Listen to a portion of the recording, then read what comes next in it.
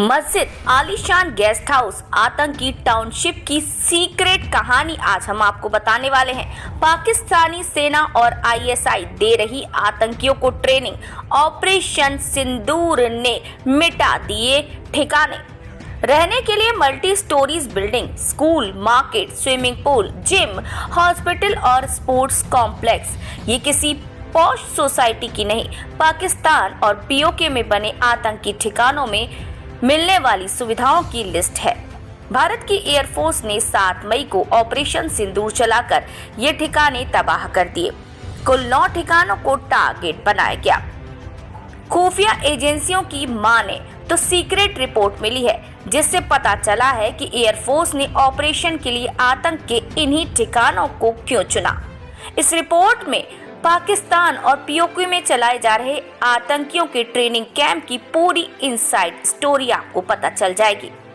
ये भी समझ में आया कि पाकिस्तान की सरकार बार बार आतंकियों के ट्रेनिंग कैंप को रिहायशी एरिया क्यों बताती है। असल में आतंकी संगठनों ने अपने ठिकानों को रिहायशी टाउनशिप की शक्ल दे रखी है। इन्हें बाहर से देखकर अंदाजा नहीं लगाया जा सकता कि यहाँ आतंकियों के ट्रेनिंग सेंटर हैं। एक रिपोर्ट में तबाह किए गए 9 ठिकानों में से 3 मुरीदके का मरकज तैयबा, मुजफ्फराबाद का सैदाना बिलाल मरकज और बहावलपुर का मरकज सुभान अल्लाह की डिटेल है। कश्मीर के पुलवामा, मुंबई में 26/11 अटैक और जम्मू के नगरोटा में हुए हमलों के लिए आतंकियों की ट्रेनिंग यहीं से मिली थी। सबसे पहले बात पाकिस्तान के मरकज तैयबा की। सीक्रेट रिपोर्ट बताती है कि ये मुरीदके में है। इसे साल 2000 में बनाया गया था। ये लश्कर-ए-तैयबा का सबसे अहम ट्रेनिंग सेंटर है और पाकिस्तान के पंजाब प्रांत के मुरीदके, सहदान, शेखपुरा और नागल एरिया तक फैला है। इसका कैंपस करीब 82 एकड़ में है। ये पाकिस्तान में लश्कर-ए-तैयबा का सबसे अहम ट्रेनिंग सेंटर है। यहाँ पाकिस्तान ही नहीं, दूसरे देशों से आए आतंकियों को भी ट्रेनिंग दी जाती है।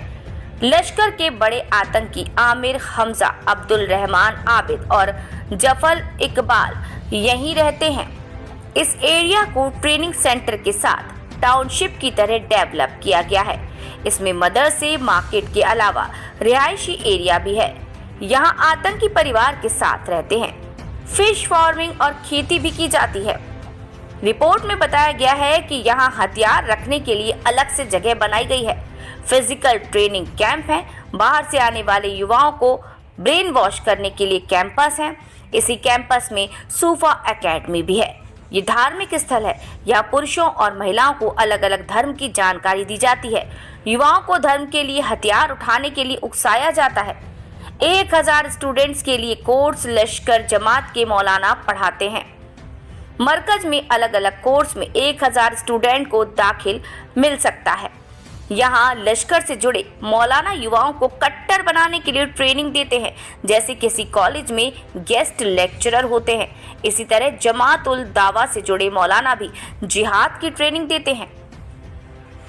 इस मरकज के लिए ओसामा बिन लादेन ने 1 करोड़ रुपए दिए थे और इन पैसों से मस्जिद और गेस्ट हाउस बनाए गए हैं। रिपोर्ट में दावा किया गया है कि इसी ट्रेनिंग सेंटर में अजमल कसाब समेत 26/11 मुंबई हमले में शामिल सभी आतंकवादियों को ट्रेनिंग मिली थी।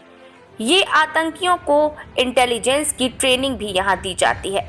ट्रेनिंग सेंटर को दौराए रिब्बत कहते हैं। मुंबई हमले के मास्टरमाइंड डेविड कोलमैन, हेडली और तहव्वुर राणा भी यहाँ आए थे।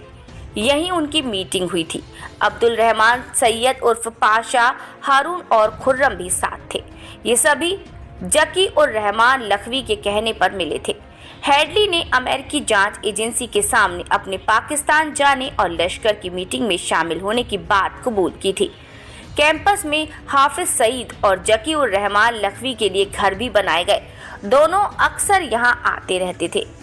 मुंबई अटैक लश्कर के 10 आतंकवादियों ने 166 लोग मारे। 26 नवंबर 2008 को पाकिस्तान से समुद्र के रास्ते आए लश्कर-ए-तैयबा के 10 आतंकवादी मुंबई में घुस गए।